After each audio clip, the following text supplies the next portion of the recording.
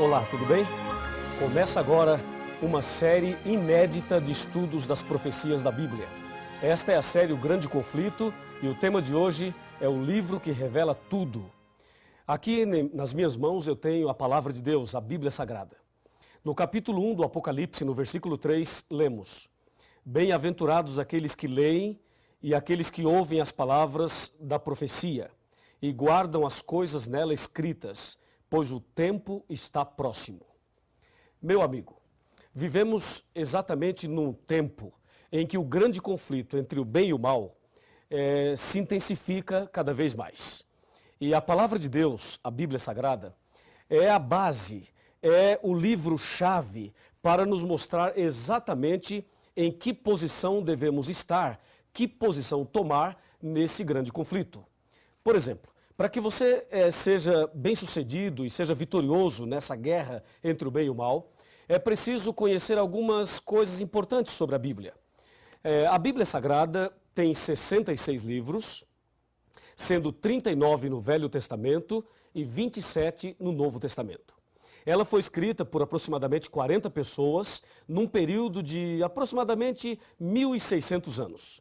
Ela já foi escrita originalmente em 3 línguas, na língua hebraica, na língua grega e na língua aramaica. E este sagrado livro tem como autor o nosso Deus. Ele deixou esse sagrado livro para que nós pudéssemos conhecer a sua vontade e para que pudéssemos também saber a revelação dele para a nossa vida nesse contexto da luta entre o bem e o mal. Me acompanhe agora que eu tenho algo muito importante a te mostrar. Por exemplo, a Bíblia Sagrada está subdividida em 5 pequenas partes. A primeira parte é história. A segunda é poesia, a terceira profecia, a quarta evangelhos e a última cartas. Vamos analisar uma a uma. Por exemplo, história. Os livros históricos da Bíblia começam em Gênesis e vai até o livro de Esther, incluindo o livro de Atos dos Apóstolos, que se encontra no Novo Testamento. A parte histórica da Bíblia, aproximadamente 90% do que está escrito lá se entende como se lê. E apenas 10%, mais ou menos, foi escrito numa linguagem simbólica profética. Então, entenda bem, a parte histórica da Bíblia são os livros que registram a história da criação, a história de Adão e Eva, a história da queda, a história de Davi e Golias, de Sansão e Dalila, do povo de Israel, os livros históricos. Esta é a primeira parte da Bíblia. A segunda é poesia. A poesia são livros que foram escritos numa linguagem poética. Por exemplo, eu tenho aqui Jó, Salmos, Provérbios, Cantares, ou seja, Cântico dos Cânticos. E também o livro de Eclesiastes. Esses livros são poéticos. E de todos eles, a poesia mais conhecida se encontra nos Salmos, que é o Salmo 23. Lembra? O Senhor é meu pastor e nada me faltará. São os livros poéticos. Destes, aproximadamente 85% do que está escrito lá se entende também como se lê. E aproximadamente 15% é numa linguagem também simbólica, figurativa. A terceira parte é a parte da profecia, que envolve o livro do Apocalipse e também o livro de Daniel. A parte profética começa em Isaías, vai até Malaquias e, repito, inclui o Apocalipse e também o livro de Daniel. Esses livros proféticos são os livros que apresentam de forma mais clara e de forma bem contundente esse grande conflito entre o bem e o mal. Entendeu? E aqui é bom que você preste muita atenção, eu tenho aqui as informações bem atualizadas sobre tudo isso. Por exemplo, o livro do Apocalipse é o livro mais difícil de se entender. E também o livro de Daniel. Mas existem outros livros proféticos, como acabei de mencionar a você. Esta é a terceira parte da Bíblia. E 95% da profecia não se entende como se lê. Veja, os livros históricos e poéticos, se você ler nesses livros, água é água mesmo. Se você ler mulher, é mulher mesmo. Vento também é isso mesmo. Ou seja, se entende como se lê. Mas na profecia não se entende como se lê. Água significa outra coisa, mulher significa também uma outra coisa, e assim sucessivamente. A quarta parte da Bíblia é a parte dos evangelhos. Os evangelhos são 4, Mateus, Marcos, Lucas e João. Esses livros narram a vida de Jesus desde o seu nascimento, também o seu sacrifício, a sua morte e a sua ressurreição, e falam ainda da volta de Jesus. No caso dos evangelhos, 85% deles se entende como se lê. E aproximadamente 15% é o que a Bíblia apresenta como parábolas, são as parábolas. E a última parte, as cartas, ou epístolas, que começam em Romanos e vai até Judas. Lembrando que esse Judas não é o Iscariotes, é o outro Judas. Assim, nós temos as 5 partes da Bíblia. Pensa comigo e me acompanhe no raciocínio agora. Esse raciocínio das 5 partes da Bíblia, eu penso que é a mais importante para que você entenda exatamente o que é e como entender a Bíblia Sagrada. Voltemos o nosso pensamento um pouquinho para a parte histórica. A parte histórica da Bíblia, os primeiros livros especialmente. Esses livros são fundamentais. Porque, na verdade, lá no começo, em Gênesis, especialmente, também Êxodo, especialmente esses dois, eles narram para nós o início desse conflito. E se você ligar Gênesis e Êxodo com o Apocalipse, vai perceber que esse conflito entre o bem e o mal começou no céu. Apocalipse 12, versículo 7. Depois, a parte poética vem trazendo mensagens de esperança, de conforto e de segurança. Depois nós temos as profecias, que eu vou falar por último. Vamos agora para os evangelhos, que são 4. O caso dos evangelhos é um caso muito interessante, porque 85% deles se entende como se lê.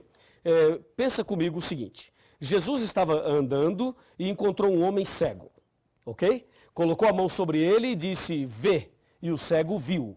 Eu pergunto, isto é simbólico ou isto aconteceu de fato? Com certeza, aconteceu de fato. Pense num outro acontecimento. Jesus estava caminhando, encontrou um paralítico e disse a ele, que queres que eu te faça? E o paralítico disse, Senhor, eu quero ficar bom, eu quero andar. E Jesus então diz, levanta-te, toma a tua cama e anda. E o paralítico levantou e andou. Isto é simbólico ou é literal? Com certeza é literal, porque isto aconteceu de fato. Agora pense de outra forma. Jesus disse certa ocasião, eu sou o bom pastor e você é a ovelha. Eu pergunto, você é uma ovelha?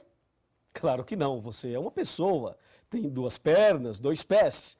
Uma ovelha tem 4, não é verdade? Então você não é uma ovelha, mas Jesus disse que você é uma ovelha e disse que ele é o pastor. Aí você tem uma linguagem simbólica, uma linguagem figurativa. Jesus também mencionou e advertiu com respeito ao trigo e o joio. O trigo são as pessoas fiéis e o joio são as pessoas infiéis. Aí você percebe uma outra linguagem simbólica. É claro que você não é trigo e você também não é joio, mas estas palavras revelam a característica ou as características daqueles que são fiéis e daqueles que são infiéis. Assim você percebe que os evangelhos, 85% se entende como se lê e 15% não se entende como se lê. São as parábolas. E as cartas também. As cartas ou as epístolas, 90% se entende como se lê e 10% não. Mas o mais interessante está ligado à profecia. As profecias da Bíblia, elas foram escritas numa linguagem simbólica, especialmente o Apocalipse, o livro de Daniel. São carregados de simbolismos.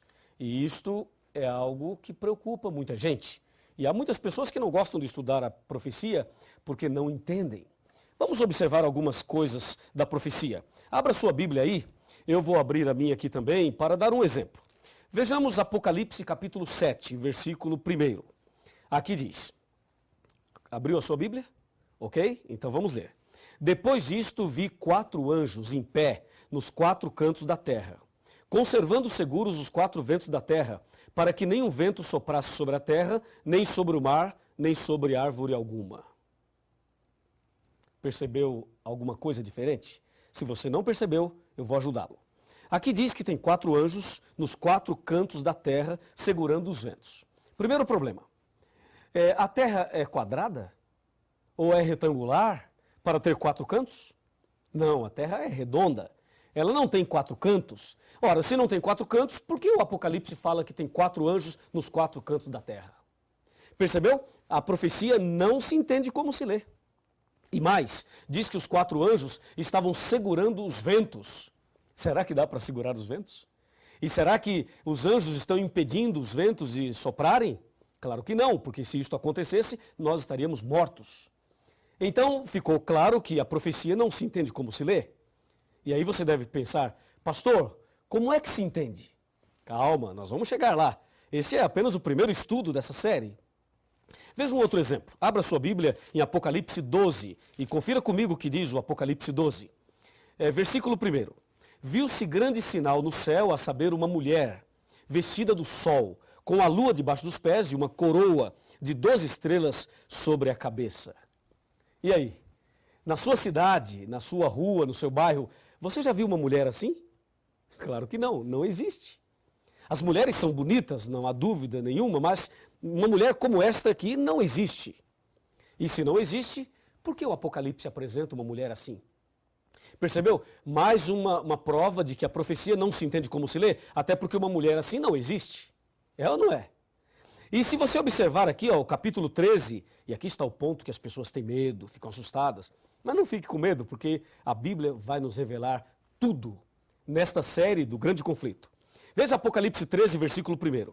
Vi emergir do mar uma besta que tinha 10 chifres e 7 cabeças, e sobre os chifres 10 diademas, e sobre as cabeças nomes de blasfêmia. E aí? Imagine uma besta saindo do mar. Isso é assustador, não é? E algumas pessoas acham que é pecado ir à praia porque a besta vai sair do mar. Que absurdo, é ou não é? Sabe por que as pessoas erram?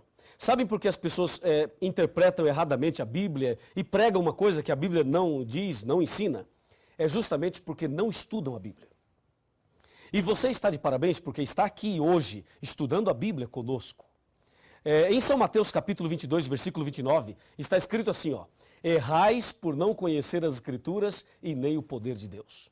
Esse é o problema das pessoas. Não estudam a Bíblia, por isso erram. Mas eu tenho certeza absoluta que a partir de hoje você não errará mais, porque nós vamos conhecer a verdade da Bíblia. A Bíblia nos revelará tudo que você precisa saber para vencer nesse grande conflito, para ser vitorioso nessa guerra entre o bem e o mal. Aliás, eu quero dizer a você o seguinte: Jesus esteve nesse mundo. Jesus veio a esse planeta há mais ou menos 2000 anos atrás. E Jesus morreu na cruz. E quando ele morreu na cruz, ele estava pagando o preço do pecado e ali na cruz ele estava conquistando a humanidade e vencendo essa luta entre o bem e o mal. Ou seja, nesse grande conflito, Jesus já é vitorioso. E uma grande notícia para você: se você tem Jesus no coração, se você anda com Jesus, então você também é mais do que vitorioso. Não é maravilhoso saber disso? Por isso é importante o estudo da Bíblia. E agora, pense comigo na frase final. Me acompanha aqui. Aqui tem uma frase final para você. Por favor, chegue mais perto. Vamos conversar.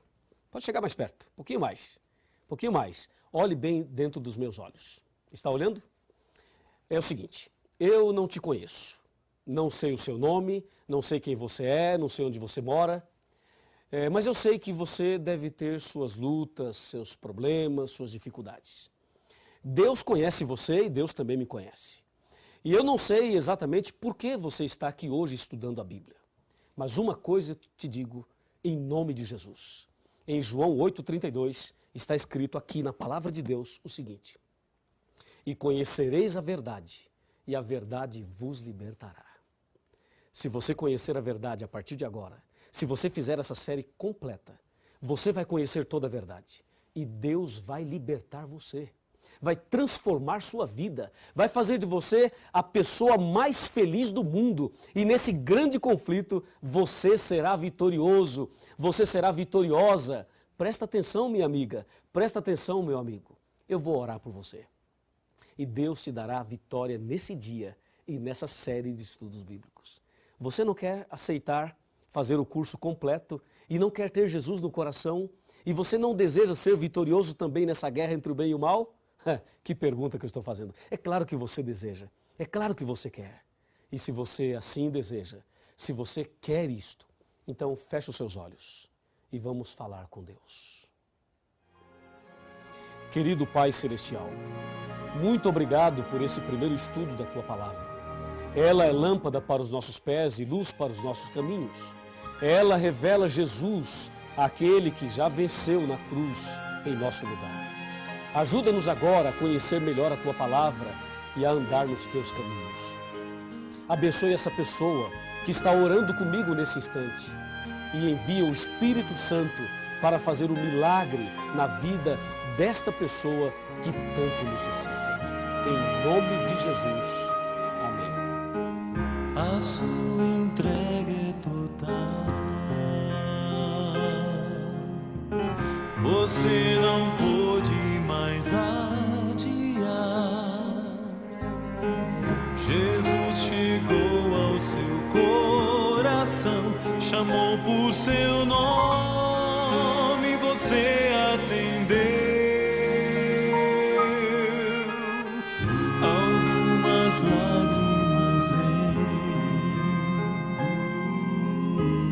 e vão lavando qualquer temor. O Santo Espírito está aqui, lhe abraça e lhe diz o quanto esperou. Sua vida vai desabrochar, vai sorrir, vai cantar, começando aqui e por todo sempre. O amor de Deus vai lhe acompanhar.